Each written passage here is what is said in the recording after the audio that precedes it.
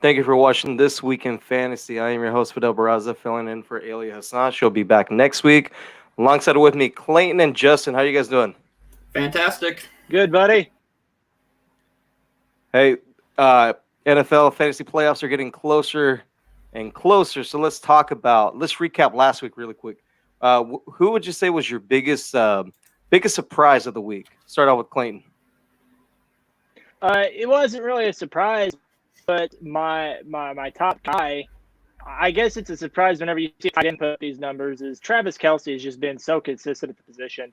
He's a guy that you kind of get laughed at, draft him in the second round in place of the top tier wide receivers, but the pure consistency at a position that's kind of barren for talent, the payoff is ridiculous. Travis Kelce put up a stupid stat line, 8 receptions, 127 yards, and a touchdown to win the game. He's the clear-cut number one option in fantasy, and even his down weeks are some borderline top-tier weeks for these lower options at tight end. So Travis Kelce, owners rejoice. It's another good year for us, right? What about you, Justin? For me, I had, I'll give you 2. Cooper Kupp had a really good week, 11 catches for 145 yards. And then secondly, Deshaun Watson, pretty big game. He had 344 yards through the air, 2 touchdowns through the air, then had another 36 rushing yards and a touchdown. Pretty good week for both those. Yeah, a lot of people thought the Patriots were going to go in and beat Houston pretty good, right? So I was surprised, but it was a good thing because I actually have Deshaun Watson on one of my teams. So great thing. Great minds think alike. Yes, we do. All right, disappointment of the week. I have to go with Duke Johnson. You just talked about the Patriots-Houston game. This was a Patriots team that has what's considered less than ideal linebackers right now with all the opt-outs they've had. They didn't have a lot of their top options from last year's stellar defense, right? So everybody was saying, okay, if there's ever going to be a game for Miami's all-time leading rusher, Duke Johnson, to emerge, this is the game while David Johnson's gone, right? All he could manage to put together was 10 attempts, 15 yards, and 20 yards receiving. No touchdowns, obviously. It was a poor performance for people that was spot starting him in place of David Johnson, hoping that maybe he would do something with the job. And it shows how good David Johnson's been, that even with this bad offensive line, he's managing to produce more than what Duke Johnson has in his absence. So Duke Johnson was a major bust for me this week. For me, I'm going to go with another running back, but it was the Buccaneers running back, Ronald Jones. He had 24 rushing yards, and last week alone, he had 24.8 points.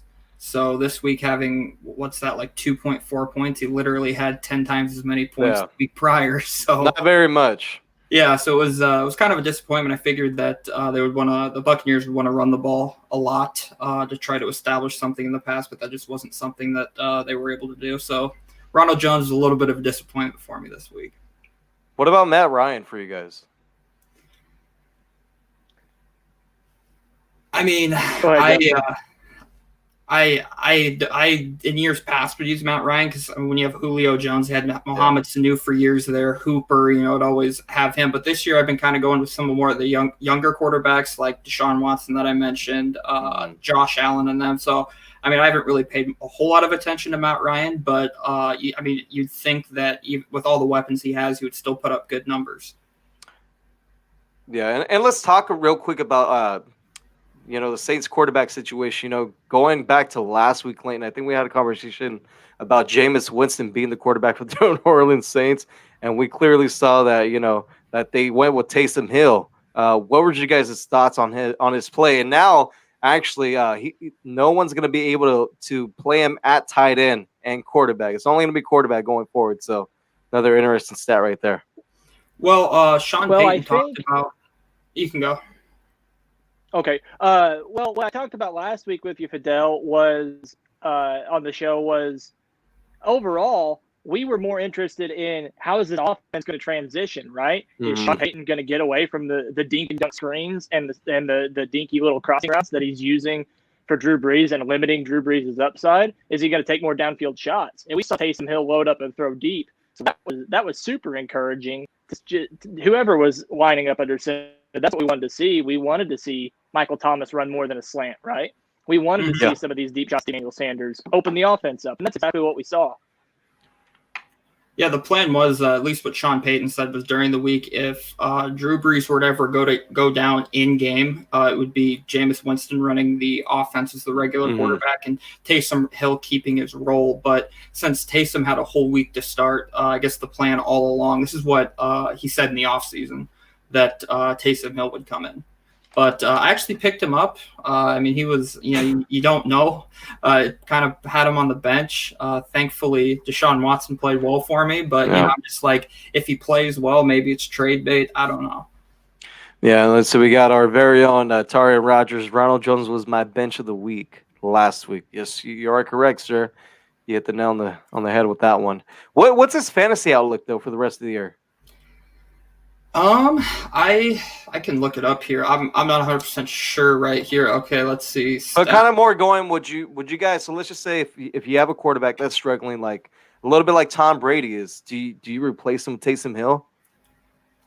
Yeah, absolutely. The rushing upside alone gives you that, right? That's what we talk about. You look at a guy like Josh Allen in years previously. We didn't draft him because he was going to be throwing touchdowns. We drafted him because he might get a quarterback power on the goal line. And what do we see with Taysom Hill?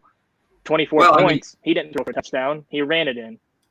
If Taysom Hill keeps playing well, they might just rest Brees up for the playoffs. So, And since, when we get into the NFL playoffs, the fantasy season's over, I mean, you might as well give it a shot. All right. Thank you guys for the insight. All right. Let's talk about some waiver wire pickups. Some players that maybe, they're still out there for whatever reason that you can actually, pick up and have them, place in your starting lineup. Start off with Clayton. So I'll throw two out there that are kind of flying under the radar. Number one is we talk about finding players on bad teams, right? Denzel Mims from the New York Jets is taking in a whopping 41% of his team's target share. That means every 10 passes Joe Flacco throws, 4 of them go to Mims. That's massive volume, and that's what we seek in fantasy football, right?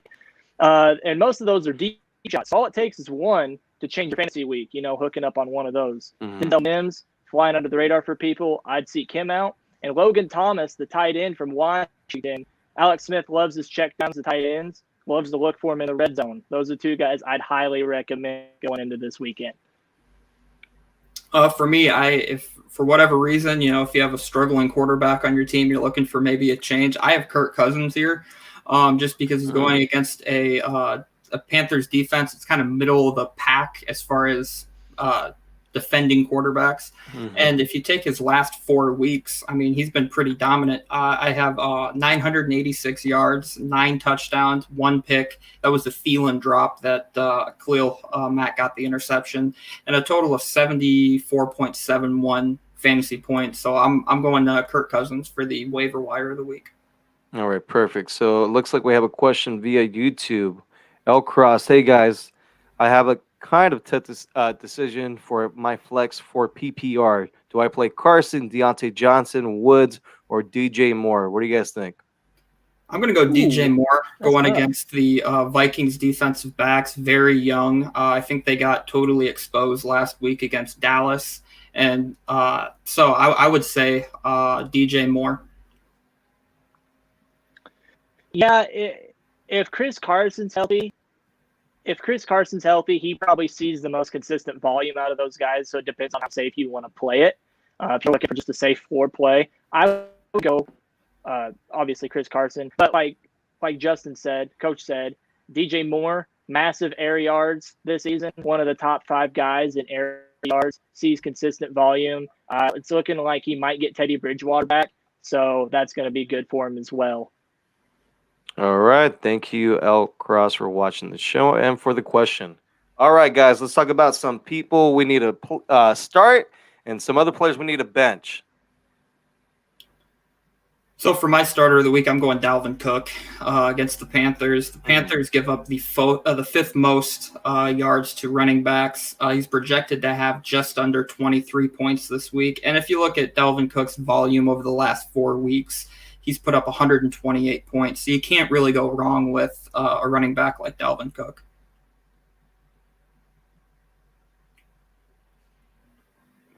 Clayton. So my start would have to be I'm going to go with a little tandem here from the Lions. Okay, number one, his nickname is Starvin' Marvin. Well, what do you do on Thanksgiving? You eat. You eat. So they're going to feed Starvin' Marvin on Thanksgiving, baby. They're going to feed Starvin' Marvin. Okay? Game a couple years ago on Thanksgiving, and all of a sudden now there's this hype where you play Starvin' Marvin on Thanksgiving. 2-touchdown game on Thanksgiving will do that for you. You got to eat that turducken, as John Madden would say. So, and then also DeAndre Swift, their running back, is a true 3-down back. You can't go wrong with either of those guys this week. All right, excellent points. Justin, who was it that you were bench this week? Bench this week, yeah, this was a tough one for me, but I'm looking at the pure matchup here. I'm going Mark Andrews versus the Pittsburgh Steelers. The Steelers give up the absolute least amount of points to tight ends, and I know he's kind of questionable this week with his thigh, so it might limit his production anyways. So I'm going to go with Mark Andrews. That Steelers defense is pretty legit. All right, perfect. Look, last question before we get off air. Give me a player that we're not thinking about right now that's going to have a big weekend at any position.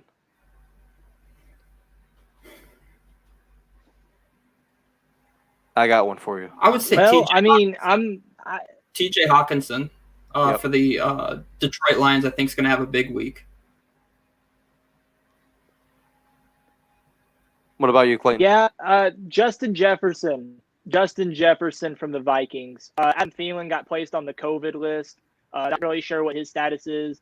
If he's out, Dalvin Cook can't touch it every play, even though I'm sure Gary could be wishes he could.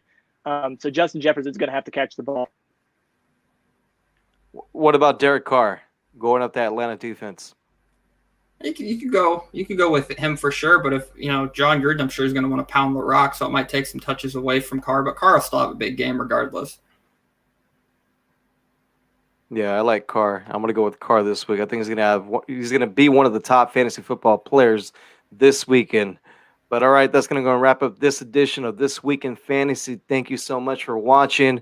Have a great Thanksgiving. Stay safe, and we'll talk to you guys next week. Thank you.